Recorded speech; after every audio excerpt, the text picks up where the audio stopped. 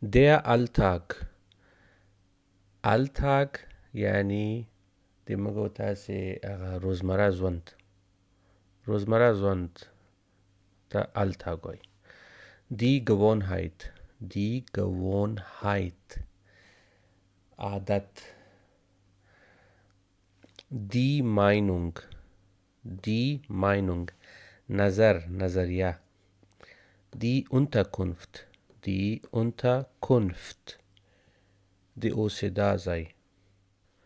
Der Geschmack خوند ذایقه. Die Richtung طرف. Die Zutaten یعنی اجزا لکه په یو دیګ کې څه مختلف شیان ګډ سوي. فرض مثال قابل پلو ده، په هغه کې وریځې ولیږي، ګازرې ولیږي، غوښه ولیږي، ممیز وغیره. د هر یو ته د ټول شیان سره ترکیب کېږي د اجزا د Zutaten دي. Die Rechnung یعنی د پیسو بیل ته وایي.